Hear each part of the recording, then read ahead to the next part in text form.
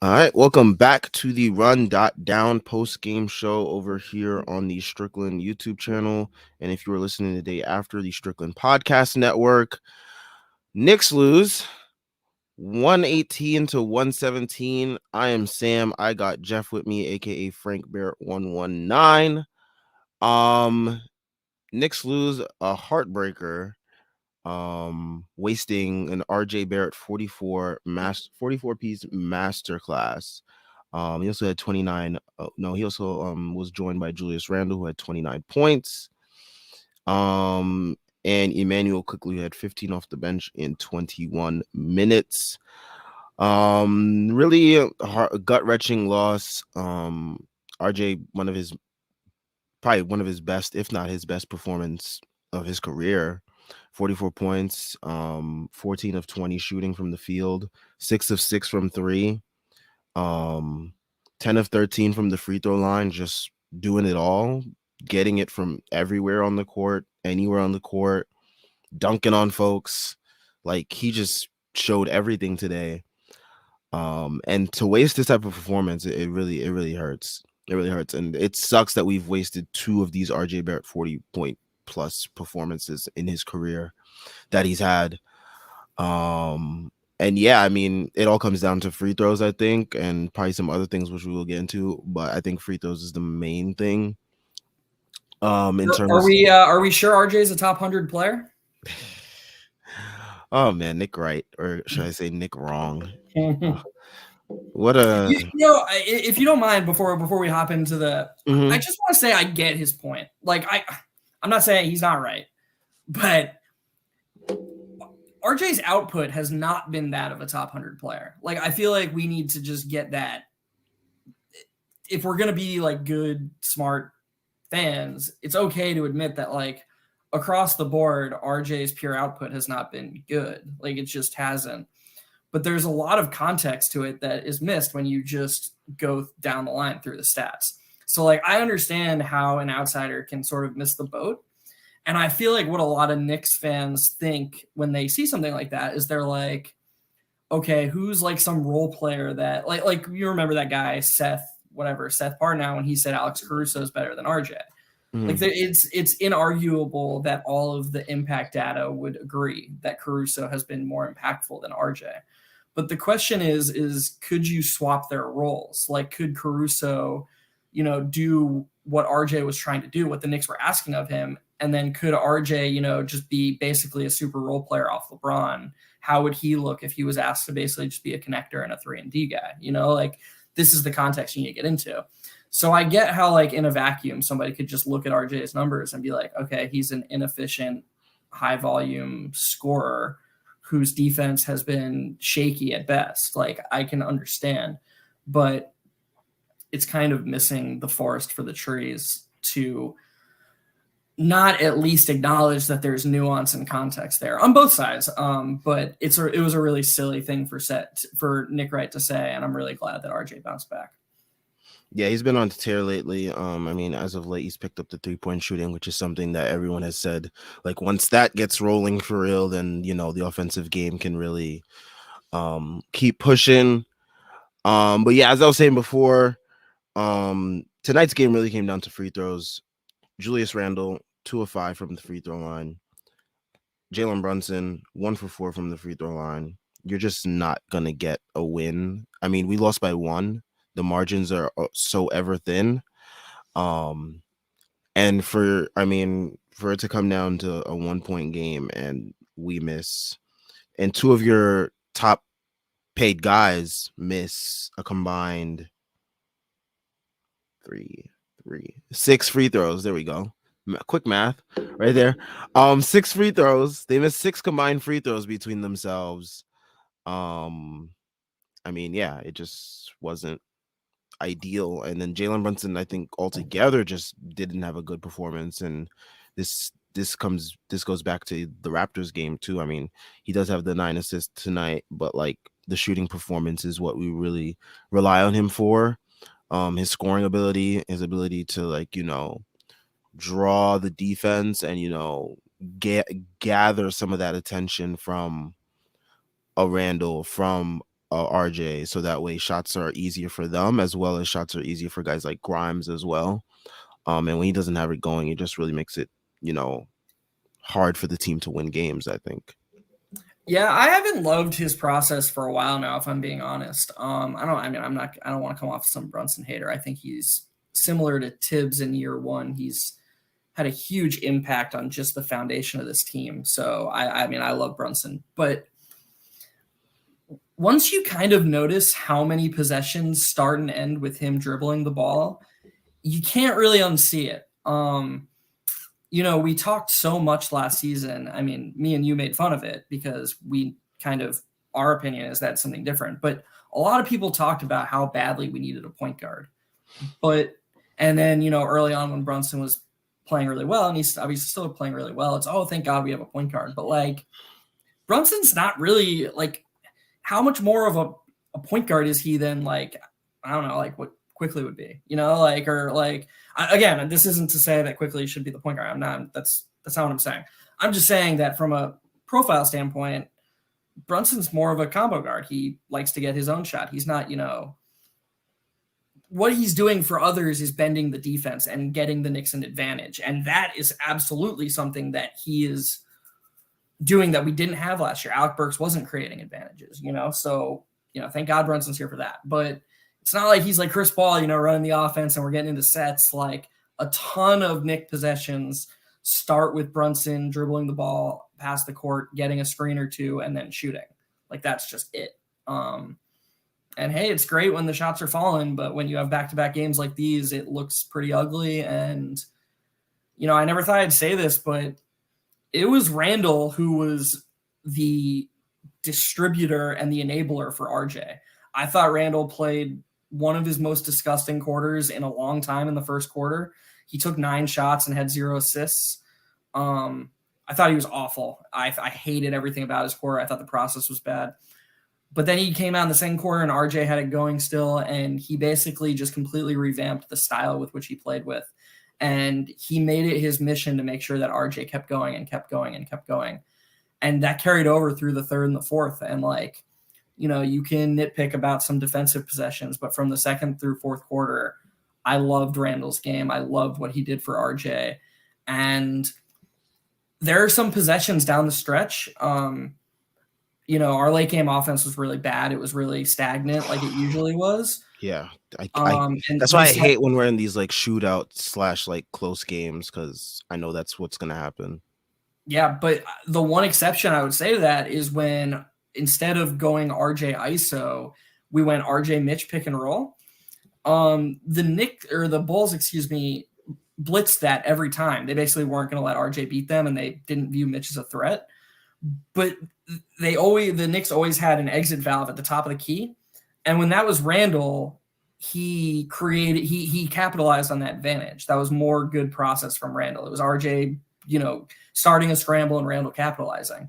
The 2 times it was Brunson, he caught the ball and let the Bulls recover. So yeah, Brunson's game was not good. I don't understand why Tibbs had him in on that final possession. Like, we had a timeout, so even like if they scored and Quickly was in, he could have called timeout and put Brunson back in, even if you wanted Brunson for offense. It's the last defensive possession of the game. You should have your 5 best defenders out in the game. I didn't understand that at all. Our great media, I'm sure they'll ask Tibbs about it, but it should be asked, like, hey, why wasn't arguably your best defender out on the floor? Yeah, rough stuff. Wild too, because Quickly was one of the people that was on the court for guys for defensive possessions earlier this season. Like if you remember the Nuggets game, who was guarding Jamal Murray on that last shot? Emmanuel Quickly. Like he was in the game, so it's weird to see him stray away from that. And like it was just weird to see him stray away from a lot of things that were going well during the winning streak. Like he had like Randall play the first quarter today, which was something I don't think he really did that much during the win streak. Correct me if I'm wrong. You're not wrong, and okay. It's actually a point that I'm I wanted to bring up, so I'm glad you said something. Mm-hmm. He's having like all three of Brunson, Grimes, and Randall play basically the whole first quarter now, which is very weird to me because if you recall earlier in the season, he was polling Brunson at about the 5-minute mark with Mitch, or with RJ, and he would bring, Rose and Quickly and a big in, or he would bring Rose and a big in, or Quickly and a big in when Rose was out of the rotation. I don't get why he's gone away from staggering Brunson and Randall more. I think it's really bad for both of them because they're so similar. They can do their best, but they need time apart. And it's also bad for the bench unit to have your two best players on the bench simultaneously. Like, I like RJ with the bench, but Mm-hmm. it just, I don't understand what he's doing, like why he's handicapping that bench unit so much. He's basically forcing Quickly and RJ to play with Sims and Hartenstein, which is insane on its own. They're already like not the best initiators. And then he's like, oh, by the way, you've got to play with two centers who they're never going to pay attention to. Good luck. And I actually thought they handled it pretty admirably tonight. But yeah, I mean, I don't understand why he's, to your point, I don't understand why he's changed the substitution and rotation pattern so much. Yeah, I mean, it seems like he's just like relapsing, which is a term that Randall used when he got ejected.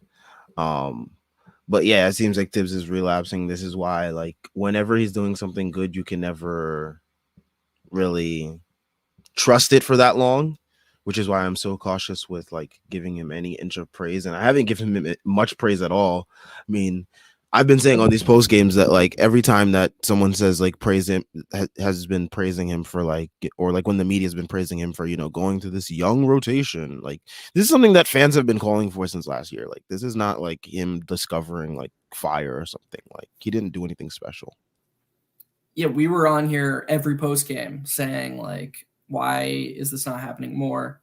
The Heat game from last season when the all kids lineup came back from 20 down or whatever.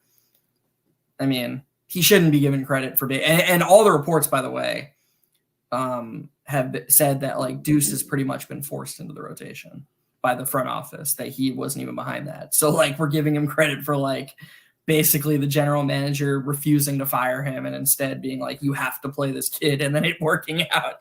Like, I do think he has been deserving of some credit. I posted a pretty long thread about his defensive scheme and how it's outdated. And some of his defenders came in and basically said, like, if it's executed better, it can still work. And I was indignant, and I definitely think I was wrong. I think the Knicks have proven that, like, if they're willing to buy in and willing to give it their all, they can make it work. I do think we've gotten pretty unlucky in from a shot quality standpoint the last two nights. Like, I mean, there's just so many shots that I feel like the Bulls and Raptors were making that they didn't have to make, and then so many looks that the Knicks got that could have went in. I would be very surprised if the Knicks lost either of these last two games from a shot quality perspective. And then in the fourth quarter, how many straight points did the Bulls score from the free throw line? It was like 12, right? Like, I'm pretty sure they scored 12 straight points from the free throw line. Probably. So it was 100. Yeah, it was 105 to 100. DeRozan makes two free throws. Levine makes two free throws. DeRozan makes two free throws. Okay, so they made six. They scored 6 out of their 8 points in like a 5-minute stretch from the free throw line. It just felt like they were being paraded to the free throw line in the fourth quarter to keep them in it. That's not an excuse for the loss. Like, we shot more free throws than them. It's, I do think the reffing was pretty bad, but it was just, I feel like we really let this one slip through our hands, and that's brutal. Yeah, I mean, I'll complain about the free throws because it's something that's been bothering me the last couple games. I mean, like the DeRozan, like the Mitch block on DeRozan that got called a foul, like that's absolutely egregious. The fact that we have to keep using our challenges early in the game to dispute like easy like calls that should not be called the way that they are, and we can't use them later in the game for actual meaningful calls is so annoying. And this was something that was a point of emphasis for me in that last game versus the Raptors when I'm not Gary Trent, he wasn't even playing. Fred VanVleet kicked out his legs on a three. We had to challenge that. Yep. Um, and we couldn't use our challenge later when Brunson got called for a foul again on Pascal Siakam when he just fell on a jumper. Like that type of stuff. This is why there needs to be a rule where if you win your challenge, you get another one that you can use later in the game. Yeah, that's the simple fix. It is. And hopefully the league does that this offseason because there are so many Knicks losses that I feel could have been just reversed by that simple decision right there. But I won't really blame all of it on the refs because I think tonight was more of a free throw issue with us, a Jalen Brunson issue, a Thibs issue to a degree. Like I don't think Grimes or Brunson should honestly have been closing. Like either or of them could have been sitting for Quickly because Yeah, Quickly it just should have had been that good of quickly. a It should game. have been quickly for Grimes. I won't go. I mean, look, I agree. Brunson's. I went on a whole spiel about it. Brunson's been bad. You can't. We're not at that point yet. Like he's earned playing through a bad game, and honestly, so has Grimes to some degree. He's been that good this season, but he's not a Brunson level player, and he has a direct backup in Quickly who, like, me and you don't need to go on another rant about how good Emmanuel Quickly is, but Mm-hmm. like he's really freaking good at basketball. Um, so it's more reasonable, in my opinion, to argue that Quickly should have been in there in the end for Grimes. And like you look at their two games, you watch the games tonight, and you were about to say it earlier before I interrupted you. Quickly was playing excellent defense on Levine before he was taken out at the end. He got stops the last two possessions by playing perfect pick and roll defense, scrambling around the screen and recovering onto Levine, forcing tough shots. He's just so good. Like, and especially when he's confident in his shot, like he has been the last few games. And Grimes has come back from an injury. He was, he had a rough night. A 36 to 21 minute discrepancy it's inexcusable. And I love Grimes. It's just, it can't happen.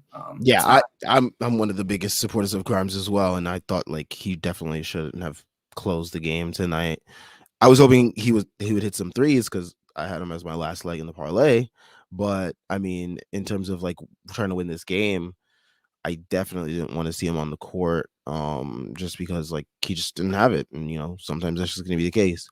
And it's very weird that Thibs didn't trust IQ to be in the game during that stretch because he's trusted him in so many other stretches in the fourth quarter before. So yeah. Yeah, I mean, I just think at the end of the day, it is kind of a zero-sum thing, especially when RJ is playing that well, because he's not going to go away from Brunson. So it's either until the day comes, which Sam, when that day comes, me and you can throw a freaking party on here. But until the day comes when Thibs is willing to go Brunson, Quickly, Grimes, RJ, Randall, which, by the way, in today's game has tons of merit. That lineup can absolutely stay on the court with Quickly and Grimes' ability to guard 1 through 3 together. RJ and Randall can both play up at the 4-5. I mean, you're telling me that Nikola Vucevic is going to exploit Julius Randle on the block? Is that really what we think is going to happen? No, they're going to run a ton of pick and roll, and we can just switch that now. And okay, great. Like let them beat us with Nikola Vucevic. Like let them do that. But until that day comes, it's Grimes or Quickly. It won't be both unless RJ is having a really brutal night. Yes. And Thibs Sadly. is just always going to go with the starter. That's how he thinks. That's how he operates. And it stinks. It's too bad. It's too bad because we have a really good 23-year-old player who we are artificially capping. Yeah.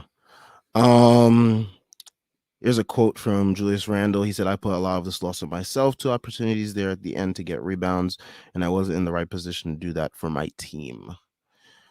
I mean, yeah, I'd agree, but like also like if you just make your free throws too, I think a lot Yeah. of that is just like it doesn't matter. I really like that from him. I mean, we've been praising Brunson for saying similar things. You could almost make an argument that this is more impressive because this wasn't on Randall. He didn't hijack the offense. I know a play he's talking about. I can picture one of the plays down the stretch when we should have gotten the rebound and it poked out and they ended up getting it. But okay, you missed a rebound. Like I thought he, like I said earlier, I thought he played really good offense down the stretch when RJ drew two defenders. I don't think he went out of his way to, make it his game. He hit that huge three to put us up 6 after missing the three on the same possession that RJ set him up with. But whatever, like, yeah, I mean, good for him for, from a team perspective of just being like, yeah, this one's on me. But look, man, I don't think this was on him. And I hope he's not taking it like actually too hard. I hope he's doing it as like a leadership thing because I don't think he deserves any blame for the game tonight. Yeah. Yeah, I don't have much to say about that. I mean, yeah. I think I agree with what you said. Before we get into comments, it's time for everyone's favorite part of these shows. There we go. The NBA season is heating up. When I'm looking to get in on the action, I bet with DraftKings Sportsbook, an official sports betting partner of the NBA. New customers can bet just $5 pregame moneyline on any NBA team to win their game and get $150 in free bets if they do. Check this out. Right now, everyone can earn up to a 100% boost with DraftKings stepped up same game parlays. Go to the DraftKings Sportsbook app, place a same game parlay, and combine multiple bets like which team will win, total rebounds, and more. The more legs you add, the bigger the boost, the bigger your shot to win big. Download the app now, sign up with code TBPN, place a $5 pregame moneyline bet on any NBA team to win their game, and get $150 in free bets if they do. That's code TBPN only at DraftKings Sportsbook. See minimum age and eligibility restrictions apply. See show notes or show description for details. All right. So, comments. We got quite a few that came in. So, shout out to everyone that's been in the stream. Shout out to everyone that's leaving a comment. Chris Bernhardt says, I'm gonna say it. That was really selfish by JB for not letting RJ take that free throw at the end. He was trash all night and he wanted to play hero ball. I mean, I don't know. I understand that perspective. I understand RJ's in the zone. I personally tend to be more of a vacuum thinker, and Brunson's a better free throw shooter than RJ. I'm not going to begrudge Chris for feeling that way or anybody else for feeling that way. And I'm not even going to say he's wrong because we'll never know how much flow and how much the context of the moment impacts true percentages. But I can't knock Brunson for wanting the ball either, so it's kind of a both ways type of thing. So yeah, that's the best answer I have. Yeah. I mean, I don't want to because there's been plenty of times that we've seen Jalen Brunson actually prevail in these moments, whether it be clutch free throws or any type of clutch shot or moment. So I won't be too harsh on him, but I mean, yeah, I would have probably preferred someone like RJ who had it going to, get those free throws, but it is what it is. I'm not gonna excuse Jalen Brunson from not making those free throws by saying someone else should have took them. Kyle Lampasona, this looks like a new name. Welcome to the stream if you are new. That loss was the worst stomach punch of the year, but the way RJ was playing confident and within the offense is low-key more important than anything else. Got to keep the heads up. Yeah, I mean, coming off it's hard to say that because when you come off the high of an 8-game win streak and you barely lose the previous game because a player had like the absolute wildest game of their life, and you go into a game against an opponent who you've completely dominated this year, it's hard to keep the heads up, but it's still early in the season too.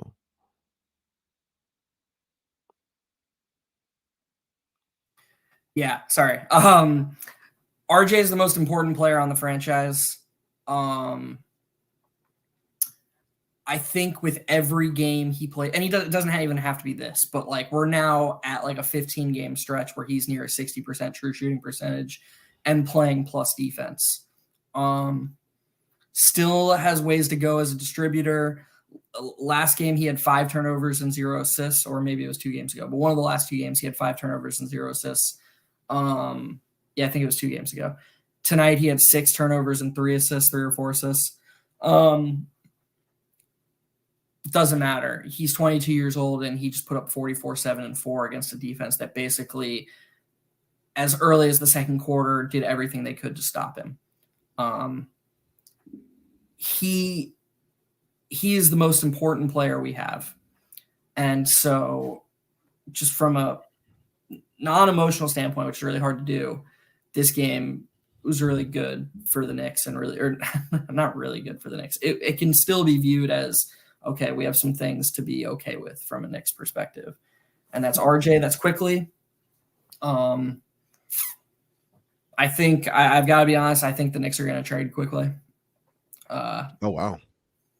I just think it's going to happen. I think the more we see him play low 20s minutes on good games, I think the front office. I think the front office is going to see that he doesn't really have a 30-minute per night ceiling on this team, and if he keeps putting in performances like this, where two-way performances that are clearly good and is clearly going to draw interest from other teams, I think the Knicks are going to trade him at the deadline. That's my hot take. So I hope not either. I mean, but what would be their plan going forward from there then? Like, who's the backup? They're going to try and build around this core, I think, right? Like who would be the backup? Who would be the backup one? Well, I think Fred, was it Katz? It was either Katz or Begley. One of the two said they are never trading quickly for just draft compensation. So I think if they do trade him, what they'd try to do is trade him at close to the best value they can on the season and get back a player who can help them plus some draft picks. And I think whoever they bring in would be the bench initiator that quickly is filling right now. That's just, I hate saying that. He's my favorite player on the Knicks right now, but it just, he can't play 21 minutes tonight, man. Like he's not going to spend the rest of his career playing this well and playing 20 minutes. Like that's just not a realistic thing to ask of anybody. And the fact that he's continues to handle it this well is just such a testament to who he is and what his character is. Because look, man, I'm kind of a bitch because I would have lost my shit years ago if I was him. That's just, it's just. Hey, we've seen other players lose their shit too. Yeah. I mean, like we've seen the situation in Houston last year with Christian Wood, Kevin Porter Jr. Like this type of stuff, it can get really volatile really quickly with unpredictable characteristics and people and whatnot. But yeah, we got some good guys that I don't want to say they're like playing good soldier. My God, what is up with the Suns this year? They are getting smoked right now. But anyways, we have Ace Bouchard. He says this is Tyrese's fault. I don't know how, but I will agree with you because he is not here. And what the hell, Tyrese?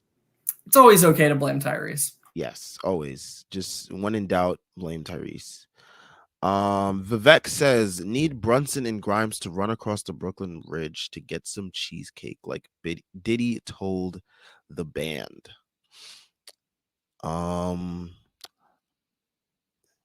Okay. We are going to. Brent says Brunson heard the All-Star talk and decided to play like JJ Barea. All right, we're getting brutal now. We're getting brutal. I mean, yeah, that's really tough because I don't know. Let's not sell our Brunson stock too soon. It's hard for me because look, I watch other post-game shows. I see other people talking about how we needed a true point guard. And Sam, I don't want to speak for you, but I think we've always been aligned in believing that this roster has been underrated because of the coach's usage of the roster. And so when the 8-game winning streak happened and you got people talking about how we'd be dead in the water without Brunson, I just don't agree. I don't think that this team is Brunson or nothing. I will go on record and say that if you took Brunson off this team and just played this season out with Quickley as the starting point guard, our record would look pretty similar. I think Quickley's that good. Now, am I saying Brunson's a neutral player? Of course not. He's a really good player. He's really valuable for depth. He's going to be an all-star. But I think it's time we stop pretending like Brunson's came in here and he's doing what Randall did in 2020, 2021. This was a 37-win team last season that Pythag had at 42 wins. This was a 42-win team last season from like an expectation standpoint. And all we did was lose Alec Burks, Nerlens Noel, and Kemba Walker, two of whom played no part in that. And then Randall, RJ, Mitch, Quickley, Grimes, Deuce, Obi can all have reasonably be expected to improve. Mm-hmm. So you have a 42-win team where almost 100% of your roster is going to get better. What are we talking about here where we're 2 games over 500 and Jalen Brunson is this savior and we would be dead without Jalen Brunson? Like, enough of that. Like, let's give credit where credit's due, but let's not crap on the rest of the team to do it. That's stupid. And we have a bunch of good players, a bunch of good young players that deserve a lot of respect, and a few of them played really well tonight. So I think a bunch of them have gotten their fair share of respect. Like on JJ Redick's pod, he even shouted out Grimes and Deuce like by name, and I think a lot of people have like been quick to name those two as two of the main reasons why this win streak has happened. And I think a lot of people have been like, "Hey, Thibs is playing the young guys. He's finally, letting them loose, and they're finally being able to contribute and deal to and add to the win streak." So I think the media has done its fair share of giving the credit to our young guys. And like, of course, Brunson, huh? I was speaking more to Knick fans. Oh, I think Knick fans are too down on our. Of course, there's the segment that's too high on the young guys, and I'm probably one of them. Like I think whatever I think about Quickley, I'm probably in the minority. But I love Obi and I love Grimes. I before the season started said that Danny Green was Quentin Grimes' floor. So I can't give anybody crap for being too high on our young guys. But I don't know. I see Twitter's toxic, man. It's Twitter's toxic. I just see takes and they just get ingested into my mind and I can't get them out of it. But let's not sell our Brunson stock too soon, but at the same time, let's not pretend like he's the only guy we got. Let's find that middle ground here, folks. Yeah. But yeah, I mean, the young guys, they've definitely played a huge role in our win streak. And I'm glad to see that media has given recognition to that. I wish more of the fan base would give recognition to that. There are always going to be some segments that always have like their one set mindset, so like you're never really going to change their mind. But yeah, I mean, I do think that this young core has been underrated, and I'm glad they're finally getting their respect, especially on the national stage. We haven't even said Mitch's name, who's arguably been the second most important player on the team. Last couple games been rough for him, but yeah, overall during like that win streak, he was definitely huge for the team in terms of like dominating the glass, which was a huge reason why we were winning games. I just what he does is so unique, and it's been really hard on his backups because Tibbs is he just likes everything looking the same. And Mitch is such a unicorn that asking his backup to just be like a worse Mitchell Robinson is like, how is Isaiah Hartenstein supposed to do what Mitch does? It's just it's not in the cards for him.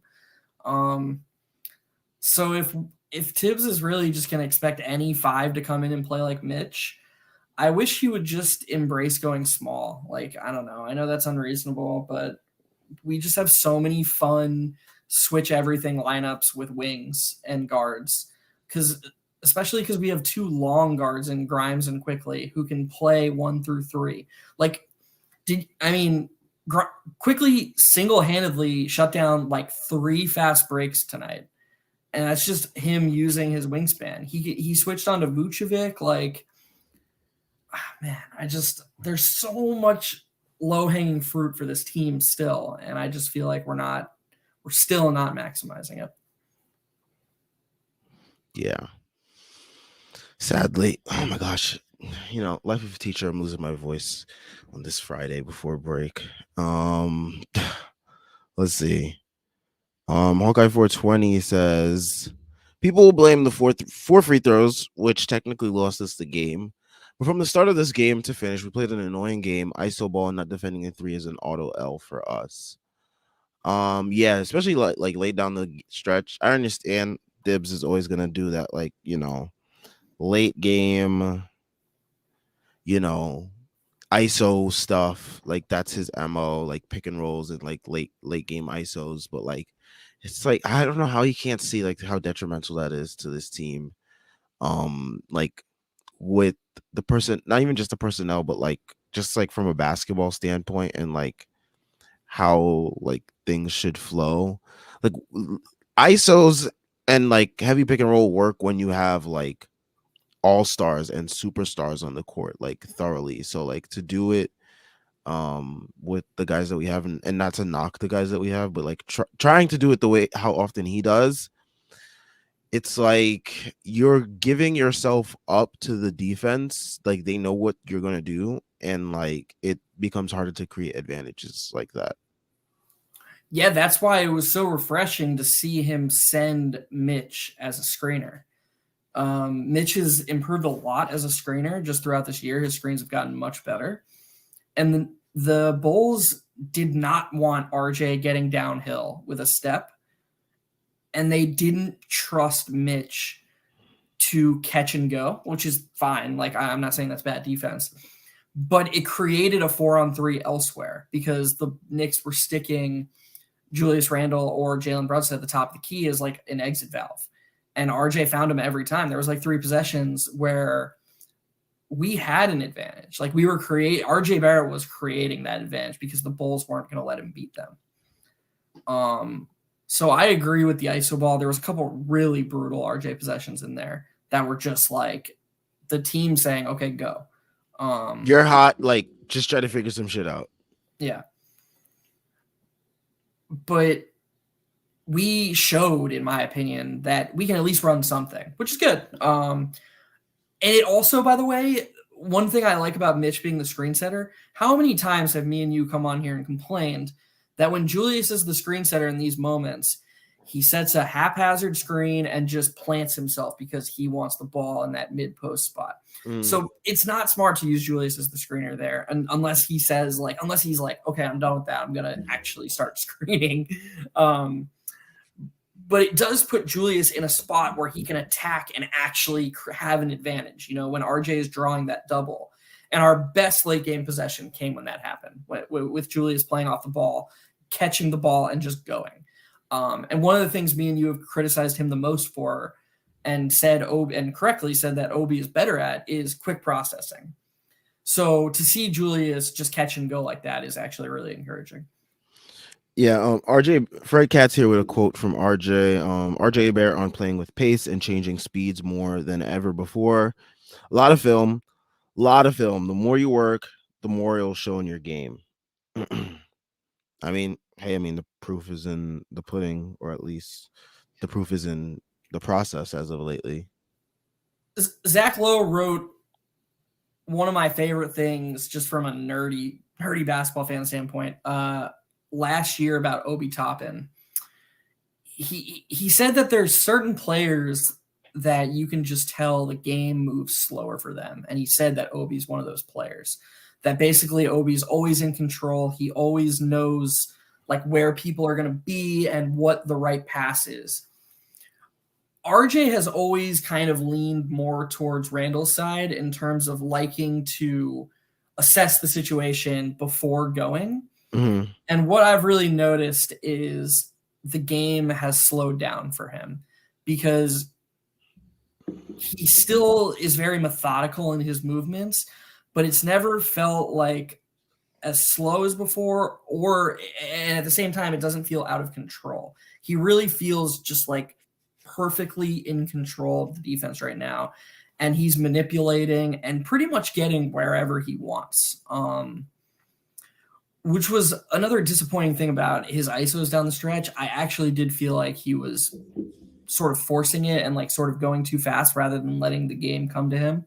But look, he hasn't gotten too many of those opportunities. Let's be honest. It's been Randall's crunch time for 3 years. So I think the last time I was on here, you said you were the one who pointed out, you were like, RJ's been better than Randall in those moments.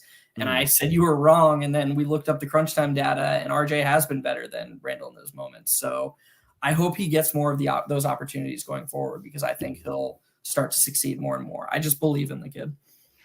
Yeah, and I think the reason why we haven't seen so much of it is because obviously Jalen Brunson has been not even just the most dominant player with the ball, like in those situations, but like he's been really good in certain stretches. Like, and when he's really good, it's like really loud too. So yeah. All right. Let's see what else we have here. Brent says, I've noticed the negative side of Brunson's offensive game. They all miss shots, but I realize now, given his hard shot diet, how whenever he misses, we never get boards off them. I think he has 0 Kobe assists for the year. That's actually a really interesting point and something I'm going to look out for. It's a statistical fact that the offense gets more rebounds on threes than mid-range twos. Mm-hmm. So, yeah, good on Brent. I'm definitely going to look out for that more. No argument about just like the process. I mean, I talked about that earlier, so I'm not going to vent about it again. There's just too many possessions where we're not running an offense. It's just Brunson go to work, But yeah, the offensive rebound thing is really interesting. So thanks for that comment, Brent. Yes, thank you, because that is something. I mean, I knew, of course, that like when you take the threes, the rebounds are a little bit probably more likely for you. But yeah, this is very interesting. And I think more people at the Strickland will probably be looking out for this as well. Oh my gosh. Let's see. Hawkeye 420 brings up that Brunson got clamped by Io for most of the game, and Thibs nor his father on the bench did anything about it. He also says Mitch didn't have a single lob attempt. That was wild to see. About the second comment, I noticed after the first Bulls game, because we played the Bulls back-to-back last week, they made a distinct effort to take Mitch off of like the glass and to take his lobs away. I think that spoke volumes, about the respect they have for Mitch and the ways he can impact the game without, demanding touches or anything. Really the only touch of his that I can think of is that quickly late in the shot clock play where Quickly kind of had that really creative pass, the pass back, and Mitch kind of caught it and then turned around and missed the layup. But I can't think of anything besides that from Mitch on the offensive end. So yeah, the Bulls really did a good job trying to take him out of it. There was a play by Grimes where he drove in and he did that little dump off thing. Yep. He's gotten really good at that. Very, very good at it. Yeah, you really love to see that growth from him. I'll be interested to see if we ever use him in like secondary action, like let somebody screen for him and have him run pick and roll, because I think that's the next step for him. Yeah, that would definitely be interesting to see, given the added on-ball reps that he's been anticipating in the offseason with his workouts. Let's see what else we have here. Brent says I like the idea of RJ and IQ running the second with Deuce, but rather have Sims at center. We need Obi back badly. Yeah, I mean with Obi, it became really evident during that what you call it, during the Raptors game. Someone came on here, I think it was Hawkeye 420, that asked like, would Obi have made a difference during the Raptors game? The next morning I woke up and I was like, let me actually look up what Obi's numbers are versus the Raptors, because I said during the stream, I was like, Obi has great numbers versus the Raptors, at least in my recent memory. But when I looked it up, for his career versus the Raptors, he's averaging about like 16 points per game. A lot of it is because of the heavy dosage of minutes in those last three games, where he had the 19 and 10 game, he had a 19 and 6 game, I think, and then he had that 40-point game in the last game of the season. So, yeah, he had a heavy minutes load, but like there's something there with him getting his advantages versus the Raptors, that I still can't really pinpoint, but there's something there with him. Um, and yeah, but yeah, I think Obi definitely would help this second unit out a ton, especially with like the added activity of IQ, RJ, and Deuce in that unit, and putting someone like Sims next to him. Although they occupy the same space, I think if like Obi's going to be shooting at least hopefully close to what he was shooting in October, then it really gives us a huge offensive lift. Yeah, I mean, I think Quickly misses him the most. And you saw that early on once he got hurt. Like that was part of what coincided with Quickly's little slump there. Yep. But yeah, I mean, how many Sims played 10 minutes tonight, and there were at least 3 Knicks possessions that at some point had kickouts to Sims wide open in the corner where he just couldn't do anything. And yeah, that cool little adjustment he's made where he dribbles into a handoff and gets a catch and shoot 3 for a teammate it's creative and it's nice, but it's not helping Quickly in RJ's development process. For what it's worth, I don't know if you knew this, but the Sims Hartenstein minutes have been super successful. I'll look it up right now, but I think there's something like plus 15 per 100 when playing together. So it's hard to be too. Wow. It's hard to be too like hard on that lineup because they've been doing really well together. Let's see. All right, I have it up right now. So they have played. Where is it?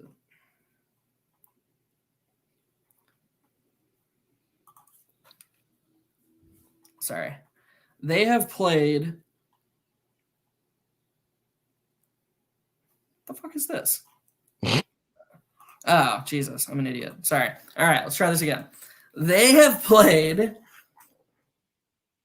Is NBA.com being stupid? It's being really stupid, and now I'm just okay. There we go. They have played 72 minutes together, and they've allowed 112.5 points per 100 possessions, they've scored 112.5 points per 100 possessions and allowed 100. So plus 12.5 net rating in 72 minutes together in 13 games. And what lineup is that again? Just the minutes Hartenstein and Sims have played together. So, I mean, it's not like it hasn't been successful, but at the same time, you can see visually how it's restricting Quickly and RJ and how it kind of prevents them from like getting into a flow, and I think that has adverse effect the rest of the way. Nah, maybe I'm making that up though. Yeah, I mean, like I've said before that I think the lineup works.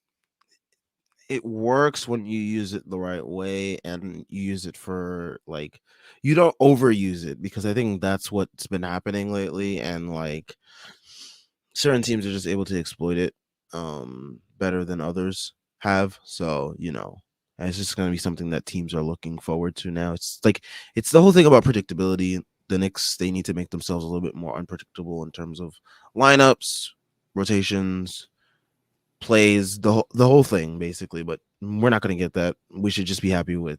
I mean, some people are going to tell us we should just be happy with the fact that he's even playing the kids in the first place. Which, to your point, I guess, but like, there's still so many things that he does need to do that would help even elevate the floor of this team even more. Yep. But yeah. Yeah, I think what you just said was perfect.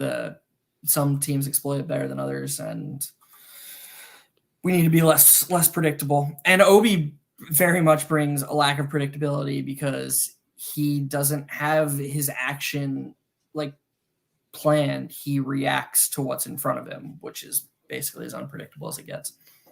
Yep. And that's what just makes him that much more of an exciting and interesting player.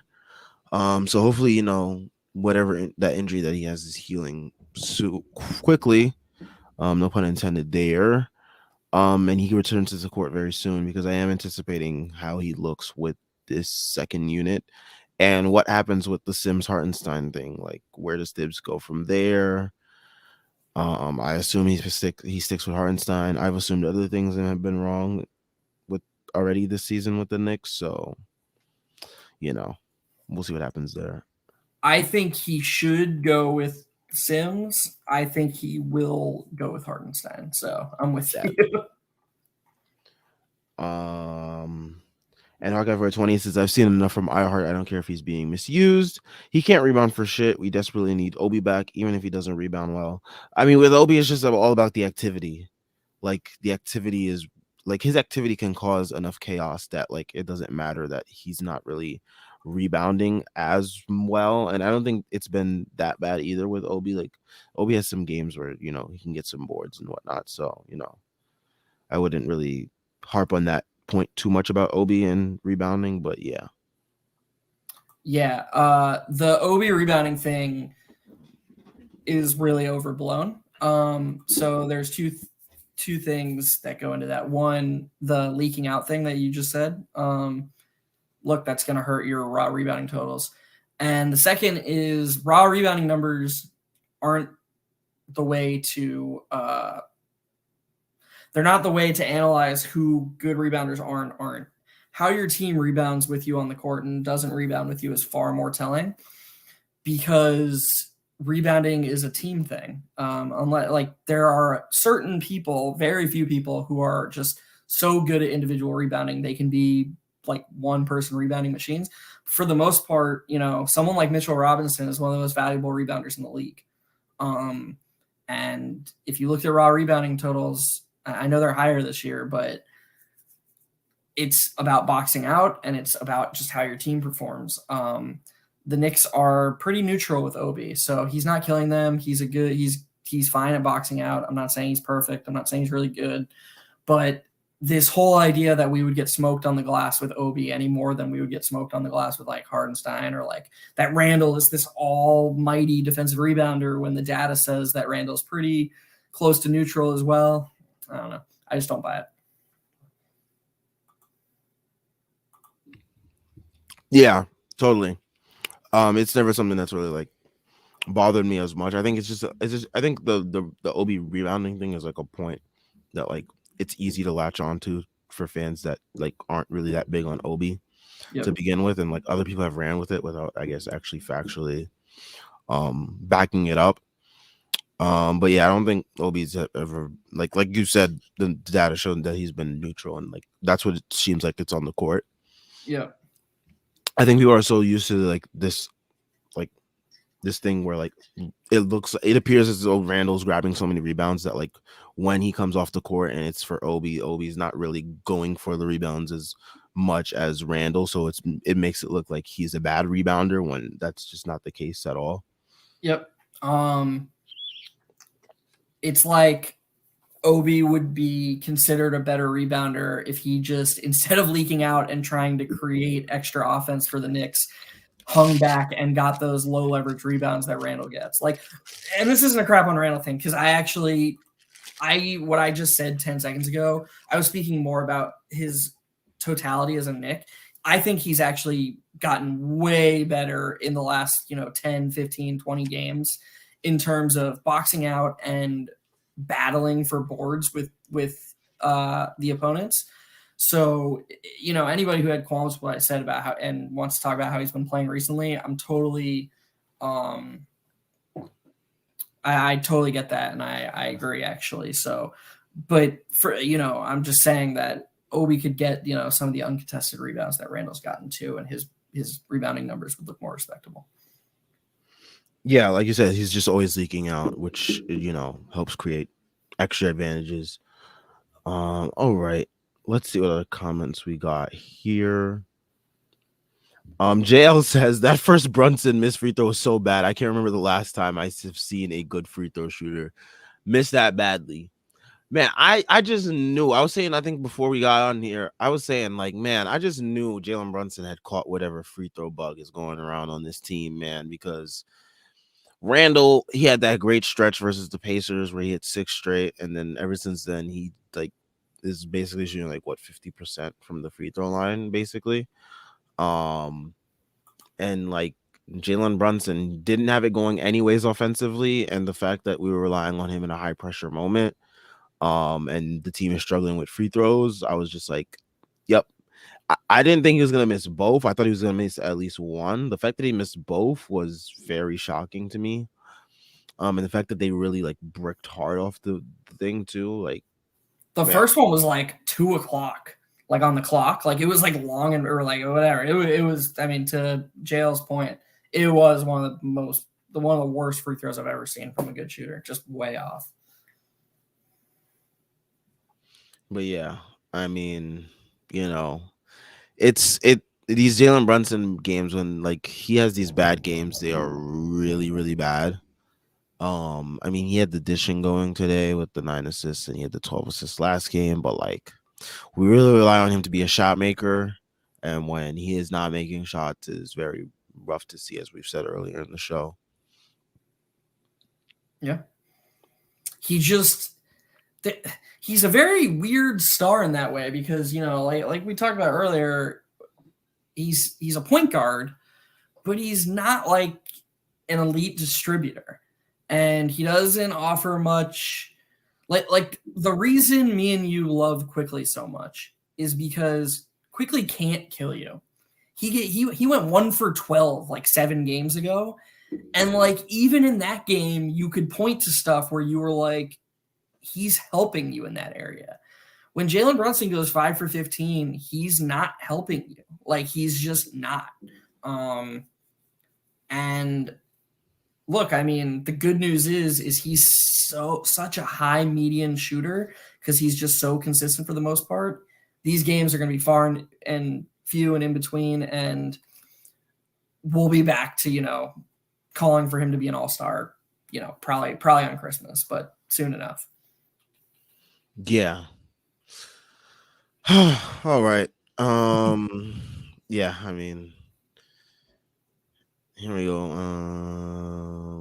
Hawkeye 420 says, I'm unfortunately with you there, Jeff. It is clear they don't view IQ highly, which makes 0 sense. They will regret that trade for years to come. I'm really just hoping that they don't do it because, like, he's just that good of a player that he's always giving you something, whether it's offensive side of the ball, defensive side of the ball. So, I mean, the funny thing is with Grimes and Brunson playing, what did they play tonight?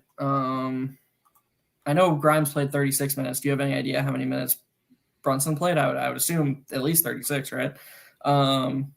let me pull it up real quick. 38. 38 minutes. So there's 2 guard positions, 48 minutes between them. There's 96 minutes. Even if you assume that Brunson and Grimes are going to play these crazy minutes, which they won't.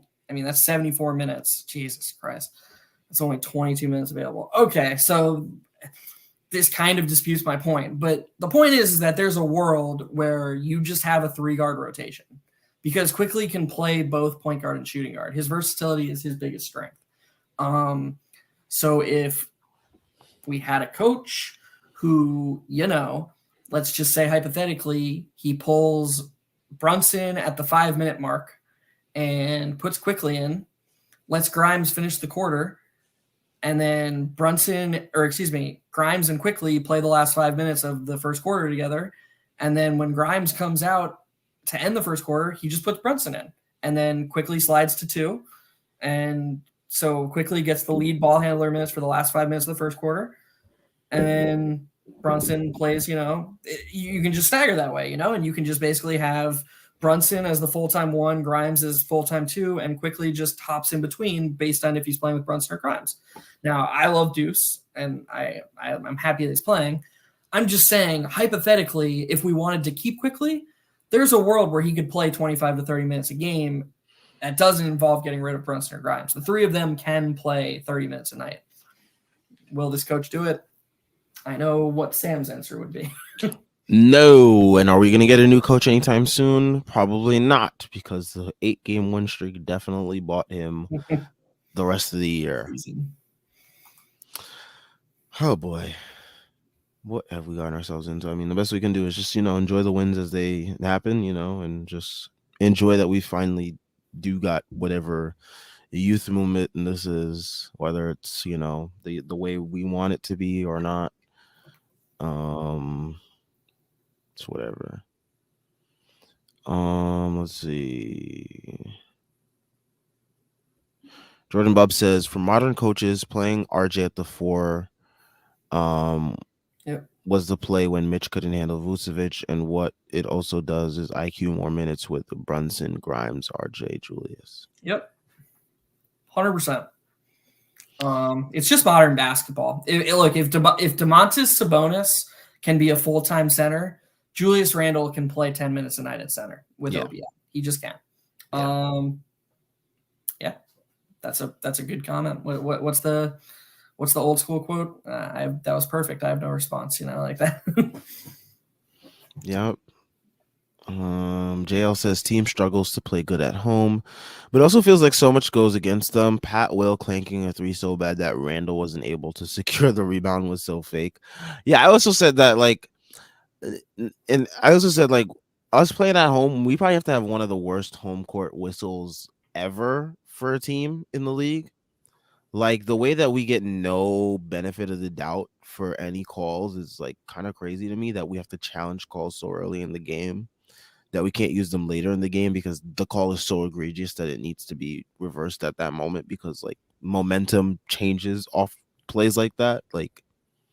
It's just insane to me. Yeah, we get a bad home whistle. I mean, tonight was not great. The Siakam one was unbearable. But I think just to add to your point real quick, one other thing is that every team gets up to play at MSG. It's it's not even arguable. The players talk about it. This is everyone's favorite place to play. I mean, how many fucking career highs are we going to give up? We're a good defensive team and guys just get up to play. So that's unfortunate, I mean, you hear defending champs talk about it all the time, how there's a regular season hangover because every opponent you play is treating the game against you as a playoff game because they're getting up. Well, in a weird way, the Knicks have to deal with that too. Teams very rarely come into MSG and lay an egg. And that's can be good, because it forces the Knicks to lock in, and especially when you have a coach like Tibbs, who his biggest strength, in my opinion, is getting his players locked in. But it's obviously also not great because you need some breaks. You just do. Yeah, and we don't get those breaks, which absolutely stinks. Let's see. All right, so I guess we're getting into the next game now. Virgil X says, what's going to happen against Philly? Last 2 game results aside, Knicks have a good chance. Yeah, I mean, the Sixers, they've also been pretty good as of late, I would say. I mean, today James Harden had a 20, 10, and 20 triple-double, and Joel Embiid had 40 points. Versus the Clippers in a comeback win versus them. Yeah. I'm sorry. No, go ahead. I was just going to say, I think it's a really tough matchup for us. Embiid's going to shoot 20 free throws. That always happens. Mitch is going to be in trouble. Is Maxey still hurt, Sam? Yes. No, Maxey's good. Helps a ton. I'll be very interested to see the Grimes versus Harden matchup because DeRozan is the only other sort of crafty foul drawer that we've had to deal with in this time with Grimes in the starting lineup. And RJ normally guards him. And honestly, I think RJ actually handles that matchup really well. I think he does a good job for the most part. So I'll be very interested to see because I don't think Harden's going to be able to like dust him off the dribble. So it'll just be about how Grimes deals with his craft, how much Harden will be able to get to that step back, how much he'll be able to fake the step back and get by him. It's a big matchup for Grimes. In my opinion, that's probably the most important matchup of the game. I don't think there's much stopping Embiid. So, and isn't Tobias Harris one of those weird guys that Randall always gets up to play? Doesn't he just always like try really hard for some? I think so. Also though, Tobias Harris has been like on somewhat of a tear. I mean, minus his last game, where he had just 14 points today, but like before that, he's been on a tear lately. And, we've had our fair share of power forwards come into MSG and do their thing offensively. So that is something to look out for. I might put some money, just a tad bit over on Tobias's overs. Might just do that. What's the timetable on Obi? They say he was supposed to get it's been 15 days since like the initial I guess report of his injury, and they said they were going to reevaluate him in 2 to 3 weeks. Wow. Can't even, my brain is like melting right now. But yeah, 2 to 3 weeks they said they were going to evaluate him. Cool. And they also said, I think the update also included that he is currently running in the pool, but not on like hardwood yet. So there's that. Cool. Good. I mean, we need him back. We need to see RJ at the 4 more. If something comes out of this game, we were both surprised at how well the Hardenstein Sims minutes have been, but it's just we need to see RJ play at the 4 more. We need to unlock that lineup a little bit more offensively. Yeah, I mean, if the Bulls are able to put DeRozan at the 4 for various stretches, you should be able to put RJ at the 4.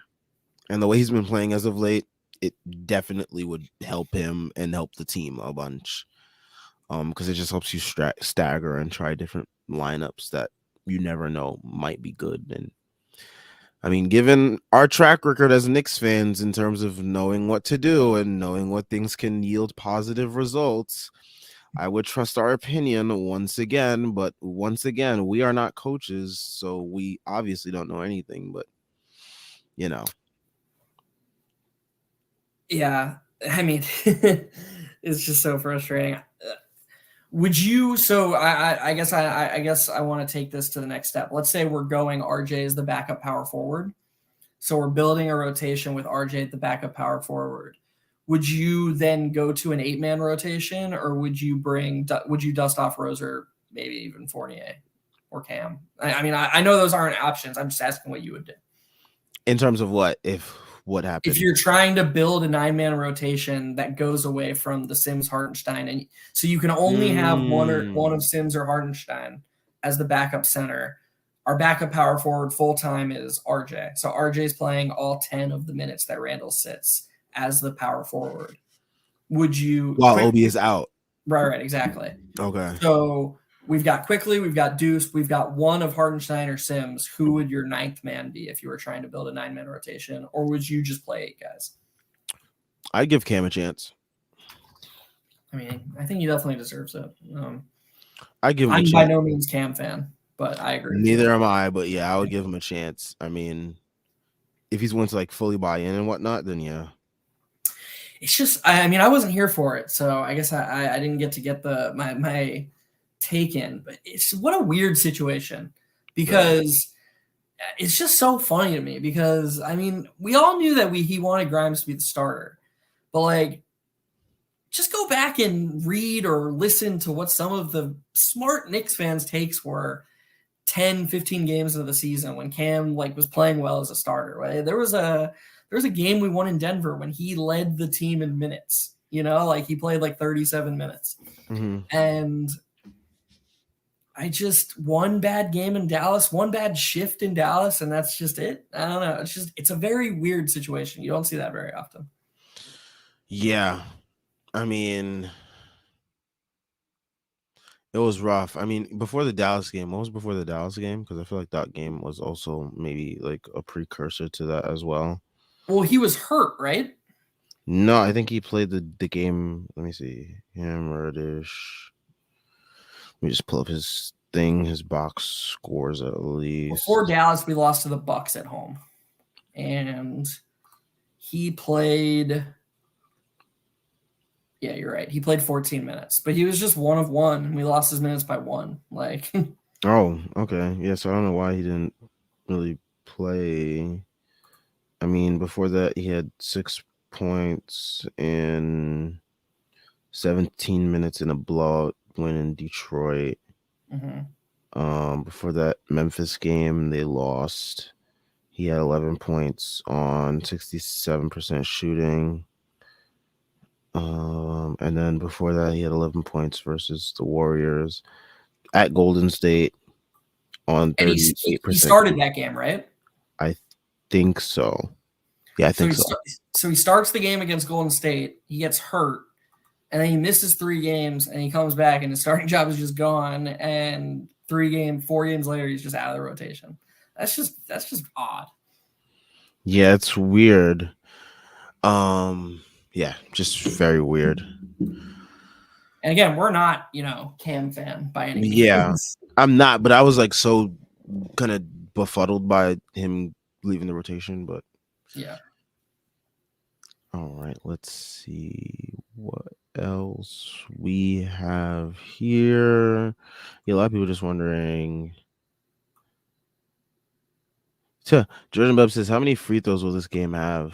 The Christmas Day game. I mean, one of the first games of the James Harden, Joel Embiid regime was versus us, and that game was absolutely so annoying. So many free throws. Yeah, it was bad. I don't remember how many, but it was bad. This has got to be a hard game for you, Sam, because I've been following you on Twitter for a while now, and I feel like for a bit there early on, your number one non-Knicks agenda was anti-Harden. You shared one of, in my opinion, the funniest videos ever. That video that just showed all of Harden's playoff failures, and they had that song that was like, "Let's do it one more time." Yep. Man, that I watched that like 10 times and just cracked up every single time I watched it. It's fucking hilarious. Yeah, I mean, guy's a loser. But he's lost his step. I mean, he's gained some sort of like craftiness. So it is going to be interesting to see how the Knicks do approach that, and like who they game plan for more. Obviously, it's probably going to be Joel Embiid. We're going to do our best to contain him. But yeah, it's going to be a very annoying game just in terms of the free throws, and because it's at home, so we already know we're going to get a bad whistle. Surprisingly, I have to say that now, like we're at home, so we're going to get a bad whistle, which is like so stupid. But that's the way things have been working in the Knicks. Well, not in the Knicks' favor, but yeah, I mean, I fully expect them to give James Harden and Joel Embiid the Pascal Siakam, Jeremy Grant special, where you can get into the paint, and even if like it looks like someone touched you, you will get the whistle in your favor. Man, I totally forgot about that Jeremy Grant game. What the fuck was that? Yeah. There's another case of, us getting a very awful whistle at home. There was legit a call where like no one touched Jeremy Grant on a layup and they gave him a whistle. Legitimately, no one touched him. It was wild. He shot 28 free throws that game. Yeah. He's played 12 games since and aside from one game, hasn't shot more than 7 free throws once. Yeah. 28 free, like what the hell? Because we all the Knicks just couldn't keep their hands off Jeremy Grant for some odd reason that night. Like everyone was just like absolutely hugging him as soon as he went to the basket. Apparently to the refs, so Oh, stupid. like it's But yeah, bad. I'm expecting that level of performance from the refs on Christmas Day. It's Christmas Day in the NBA, and the refs want to make it all about themselves. Yeah, Let's see you're right. what the comments we have here. um JL says Vucevic shot clock prayer early in the fourth quarter, barely grazing the rim, which led to an offensive rebounding Kobe White 3. Oh my gosh, I remember that play. We played such great defense on that possession, and Deuce looked like he was about to get like the long rebound, and then like the Bulls somehow retain it. They get to Kobe White, he hits that 3. Another example of the fake shit that happens in MSG. Yeah, I mean, always, Yeah, always. I know exactly. It was 96-89, and I mean I tweeted about it. Quickly played one of the best individual defensive possessions you'll see, and there was no Bulls around that rebound. It was like 3 Knicks there, and then it just rolls out to Kobe White on the perimeter. He gets a 3, and then the Knicks come down and quickly misses a 3, and then Kobe White hits another 3. It was a 6-0 run that didn't have to happen, and yeah, it's just yep, fake shit that happens at MSG. Can't describe it any better. Yeah.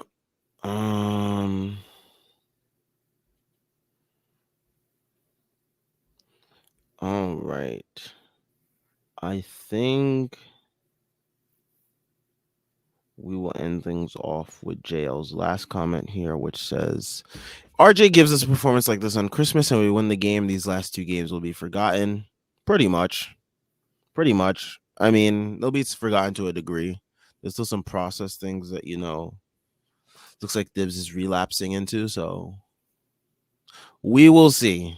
As is my favorite thing to say with the Knicks, because you never know, as you see with Thibs and him, ever changing status there. My brain is leaving my head. My brain is going on vacation mode because I have finally completed like Work. work. Yes, and it is time to like be on break for like a week or so. So catch us at the next post game after Christmas. Maybe Tyrese will be back. I don't know if Texas didn't like freeze over because they don't know how to handle cold weather down there. Because it's like foreign to them. I mean, I just want to say, because we were just talking about other games. Mhm. Yeah, I mean, these games will be forgotten. Sorry, um, those games will be forgotten if we went on Christmas. I agree, but those games also add up. Like, how many games have we won this season that maybe we shouldn't have won? Maybe the Pacers game.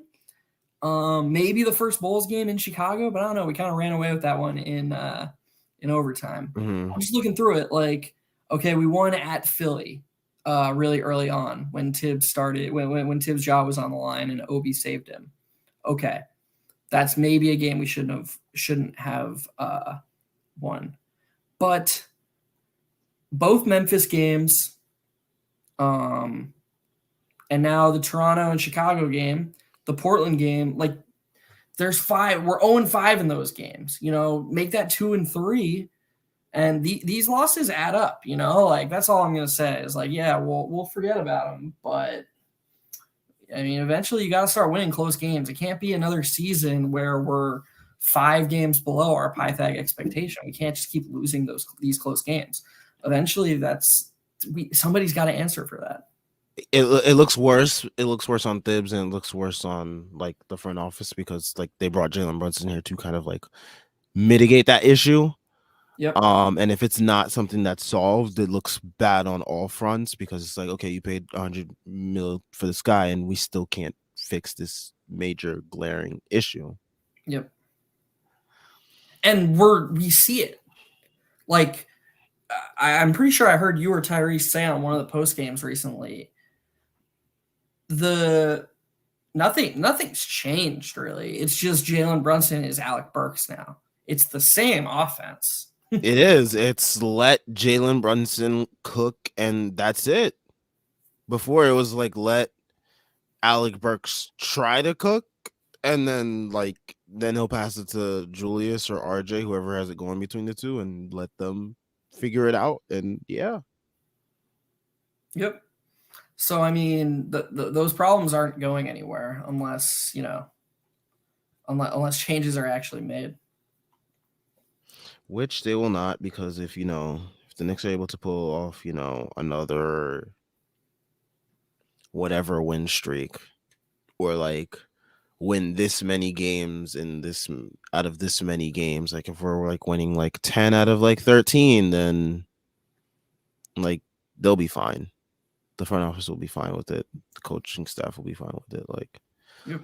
as long as they're winning in some capacity, then they'll be okay. Um, but yeah, I think we'll end things off here. Shout out to everyone that pulled up, left a comment. Shout out to people down there that are watching from the Twitter stream. I know you can't comment over there, sadly. I don't know what's the deal with that. But hopefully you were able to join on YouTube. If not, pull up over on YouTube whenever we are live. Leave a comment. We'll react to it. We'll give our take on it. Especially if my brain isn't like spilling out of my ears. Um, but yeah, check out everything Strickland related in the description. We got links to the site, merch. Um, wow. Site, merch, Twitter, and Patreon. All great ways to support us. We are also on Instagram at the strict land. Just in case Twitter happens to self-destruct, as you can see, Elon Musk keeps changing the website and the app and destroying the app that we all love and know. So if he continues to do that to the point where it's a piece of dust, check us out on on Instagram. So there's that. Hope everyone has a safe and happy holiday this wintry season, as it is blistery cold outside. Hopefully you are all staying warm. Leave a like, subscribe, and we will catch you guys after the Christmas Day game. Peace out. Happy holidays, everyone. Thanks.